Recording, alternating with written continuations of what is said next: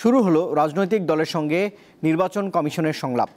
আজ প্রথম দিনে 12টি দল এই আলোচনায় অংশ নেয়। এতে দলগুলোর নেতারা বলেছেন, জাতীয় সংসদ নির্বাচনে জোটের প্রতীক যদি ব্যবহার করার সুযোগ বন্ধ করে দেওয়া হয়, সেটি হবে বৈষম্যমূলক। প্রয়োজনে 8 দিনে ভোট গ্রহণের পরামর্শ দিয়েছে 8 জেলায় এই নেতারা। ত্রয়োদশ জাতীয় সংসদ নির্বাচন সামনে রেখে ধারাবাহিক সংলাপের অংশ হিসেবে প্রথম দিন বৃহস্পতিবার আগারগাঁওয়ের নির্বাচন ভবনে 12টি রাজনৈতিক দলের সঙ্গে সংলাপে বসে নির্বাচন কমিশন। ওয়ালটন এখন দেশের সীমানা পেরিয়ে পৌঁছে গিয়েছে 50টিরও বেশি দেশে। ওয়ালটন, ঘরে ঘরে বিশ্বজুড়ে। এতে অংশ নেওয়া বেশিরভাগ দলই নির্বাচনের পরিবেশ নিয়ে উদ্বেগ প্রকাশ করে। প্রয়োজনে কয়েক ধাপে ভোট আয়োজনের পরামর্শ দেন নেতারা।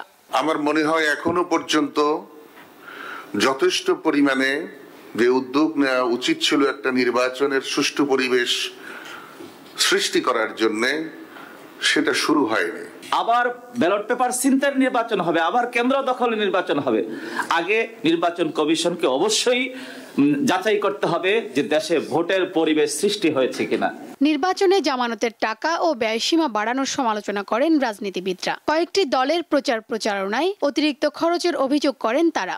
বাংলাদেশের বেশিরভাগ মানুষই গরিব, মেহনত করে খায়, কিন্তু তারাও যে নির্বাচনে অংশগ্রহণ করতে পারে, প্রার্থী হতে পারে, সেই বিবেচনা আমরা হয়তো করি না। যদি সেটা করতাম তাহলে আপনার জামানতের টাকা 50,000 টাকা আমরা করতাম না। নির্বাচনী ব্যয়সীমা ভোটার প্রতি 10 টাকা করে, অর্থাৎ 50 লক্ষ টাকা নির্ধারণ করা হয়েছে। এই সিদ্ধান্ত জাতীয় সংসদকে অতীতের মতোই কোটিপতিদের ক্লাবে পরিণত করবে। মানি, মাসল অ্যান্ড ম্যানিপুলেশনের 3M এর চক্করে যে আমাদের নির্বাচনের ব্যবস্থা করে গেছে, আমরা আপনাদের কাছ থেকে প্রত্যাশা করি যে এবার ম্যানিপুলেশন হবে না। কিন্তু মানি এবং মাসল, এই দুটোকে আপনারা কিভাবে ট্যাকল করবেন তার একটা পথ নকশা আমাদের থাকা দরকার। তফসিল ঘোষণার আগেই ব্যানার পোস্টার সরিয়ে ফেলার নির্দেশ দিয়ে সিইসি বলেন, আচরণবিধি লঙ্ঘন করলে কোনো ছাড় দেওয়া হবে না। এই সমস্ত ক্ষেত্রে আমরা কিন্তু কোনো স্পেয়ার করব না। কিন্তু আমরা ব্লাইন্ডলি কিন্তু will jump over those violations.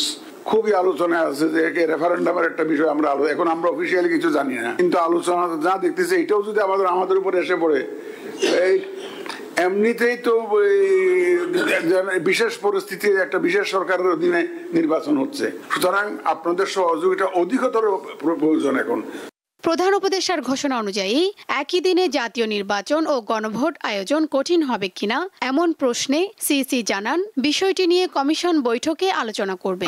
আমরা ফর্মালি বিষয়গুলো জানলে তখন আমরা এক্সারসাইজ করে আমাদের সব বসে আমাদের কমিশনে আলোচনা করে তখন আমরা একটা মতামত দিতে পারবো। শিউলি শবনম, দীপ্ত সংবাদ, ঢাকা।